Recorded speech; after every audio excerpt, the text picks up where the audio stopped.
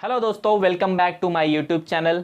तो दोस्तों, जो मेरा लास्ट वीडियो था related to Maharashtra board result 10th and 12th का, उस वीडियो के कमेंट बॉक्स में मुझे बहुत सारे कमेंट्स आए कि क्या सर जो हमारा महाराष्ट्र बोर्ड का सिलेबस है वो कम होगा या नहीं होगा।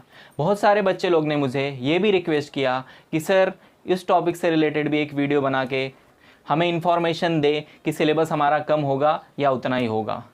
तो बच्चों, आज मैं आपकी डिमांड पूरी करके आपको महाराष्ट्र बोर्ड का सिलेबस कम होगा या नहीं होगा इसके बारे में इन्फॉर्मेशन देने वाला हूँ इस वीडियो में। तो इस वीडियो को आप लास्ट तक देखिएगा क्योंकि ये वीडियो बहुत ही यूज़फुल और इन्फॉर्मेटिव होने वाला है। और दोस्तों, अगर अभी तक आपने मेरे चैनल को सब्सक्राइब नहीं किया है तो प्लीज़ इसे सब्सक्राइब कर लीजिए ताकि जो study related important notification and important updates लाते रहता हूँ मैं, वो आपको मिलते रहे। तो दोस्तों, चलिए वीडियो स्टार्ट करते हैं।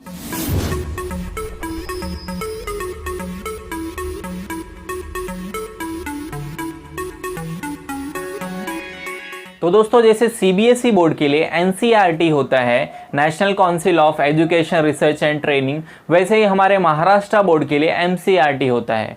तो एमसीईआरटी का मतलब ये है Maharashtra council of education research and training. और दोस्तों, जो हमारे एमसीईआरटी के मेन है, संचालक है, जो हेड है, वो है दिनकर पाटिल जी। दोस्तों, दिनकर पाटिल जी का एक इंटरव्यू आया था हमारे मराठी न्यूज़पेपर में, जिसमें लिखा गया था कि 12वी पर्यंतचा अभ्यासक्रम कमी होणार। 12वीं पर्यंतचा अभ्यासक्रम कमी होणार, इसका मतलब ये है कि जो हमारा फर्स्ट स्टैंडर्ड से 12th स्टैंडर्ड का सिलेबस है वो कम किया जाएगा। दिनकर पाटिल जी ने ये भी कहा है कि हमारे सिलेबस में बहुत सारे कंसेप्ट है जो रिपीटेड है, तो जो रिपीटेड कंसेप्ट है वो उनको रिमूव करके सिलेबस को 20 to 25% कम कर देंगे। तो दोस्तों, एटलीस्ट 20 to 25% सिलेबस हमारा कम किया जाएगा। चलिए आइए, जो न्यूज़पेपर में आर्टिकल है उसको रीड कर लेते हैं हम। तो दोस्तों, हमारे जो दिनकर पाटिल जी है उनका जो इंटरव्यू है, जैसे कि आपको स्क्रीन पे दिख रहा होगा, उसमें लिखा गया है कि 12वीं पर्यंतचा अभ्यासक्रम कमी होणार। तो दोस्तों, इसका मतलब ये है कि जो हमारा 12th स्टैंडर्ड तक का सिलेबस है उसको कम किया जाएगा। आगे ये लिखा गया है दोस्तों की राज्यात कोरोनाचा प्रादुर्भाव वाढत चालला असून यंदाच्या शैक्षणिक वर्षात शाळा कधी सुरू होणार हे अद्याप अनिश्चित आहे।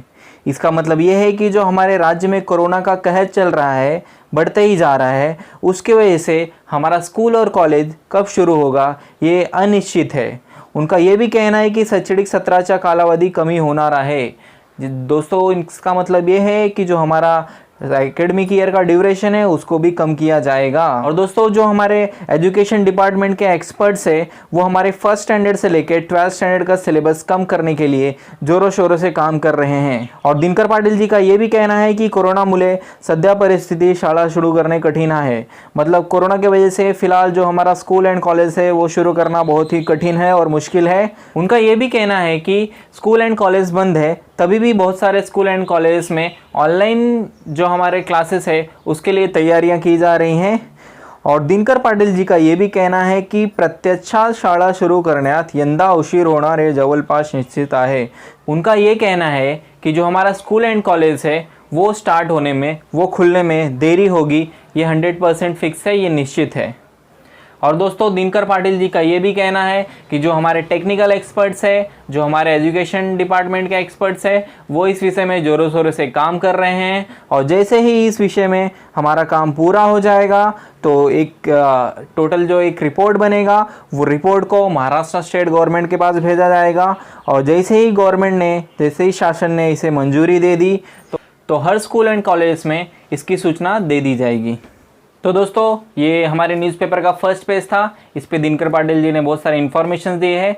उन्होंने और भी कुछ इन्फॉर्मेशन दिए हैं जो कि न्यूज़पेपर के सेकंड पेज पे दिया गया है। तो दोस्तों, जैसे कि आपको स्क्रीन पे दिख रहा होगा, उसमें ये बोला गया है कि दरवर्षी शैक्षणिक वर्ष हे 10 महीन्याचे असते। इसका मतलब ये है कि जो हमारा एवरी ईयर का एकेडमिक ईयर रहता है, एकेडमिक ड्यूरेशन रहता है, वो 10 मंथ्स का होता है। तो इस साल उसे भी कम किया जाएगा।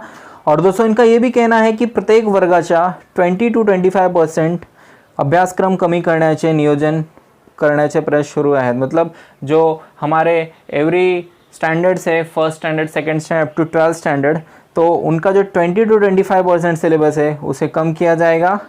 और इस चीज़ के लिए उन्होंने रिस्पेक्टिव सब्जेक्ट के एक्सपर्ट्स को नियुक्त किया है। और दोस्तों मैं आपको एक चीज़ और बता दूं कि जो हमारा 10th स्टैंडर्ड और 12th स्टैंडर्ड का सिलेबस है बोर्ड का, उसको भी कम किया जाएगा। जो हमारा अपकमिंग एकेडमिक ईयर है 2020 एंड 21, उसका भी सिलेबस कम किया जाएगा। बिकॉज अभी तो फिलहाल लॉकडाउन चल रहा है और स्कूल कॉलेज स्टार्ट नहीं होगा। तो जब भी हमारा स्कूल कॉलेज स्टार्ट होगा तो हमें बहुत ही कम एकेडमिक ईयर का टाइम मिलेगा। एकेडमिक जो हमारा ड्यूरेशन रहेगा वो कम होगा, तो उसमें सिलेबस कंप्लीट कराना बहुत ही मुश्किल होगा। तो दोस्तों आप ये मान के चलिए कि जो हमारा सिलेबस है वो 20 to 25% हर स्टैंडर्ड के लिए कम किया जाएगा। और बच्चों जो हमारा सब्जेक्ट्स है उसके चैप्टर को कम नहीं किया जाएगा, वो चैप्टर के अंदर कंटेंट्स को कम किया जाएगा। जैसे कि मैं मैथ्स की बात करूँ तो मैथ्स में कोई एक टॉपिक है, कोई एक चैप्टर है, उसमें एक ही कंसेप्ट के ऊपर अगर 5-6 सम्स दिए गए हैं तो 5-6 सम्स नहीं दे के वहाँ पे 1 या 2 सम्स होगा। बाकी के जो 3-4 सम्स होंगे उसे निकाल दिया जाएगा। इसी प्रकार से दोस्तों हर सब्जेक्ट का 20 to 25% सिलेबस को कम किया जाएगा। अगर मैं 9th स्टैंडर्ड की बात करूँ तो 9th स्टैंडर्ड का मैथ्स का सिलेबस ले लिया जाए तो उसमें कुछ कंसेप्ट्स ऐसे होंगे जो कभी यूज़ नहीं होते हैं, तो उसी को निकाला जाएगा। बाकी जो आगे यूज़ होता है 10th standard, 11th standard, 12th standard में, उसे नहीं निकाला जाएगा।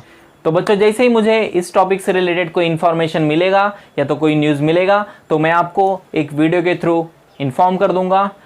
तो दोस्तों अगर आपको मेरा वीडियो अच्छा लगे तो प्लीज़ इसे लाइक कीजिए, और अगर अभी तक आपने मेरे चैनल को सब्सक्राइब नहीं किया है तो प्लीज़ इसे सब्सक्राइब कर लीजिए, ताकि जो इंपॉर्टेंट नोटिफिकेशंस होते हैं, इंपॉर्टेंट इन्फॉर्मेशंस होते हैं स्टडी रिलेटेड, आपको मिलते रहे। तो दोस्तों तब तक के लिए bye bye, thank you, take care and all the best for your results.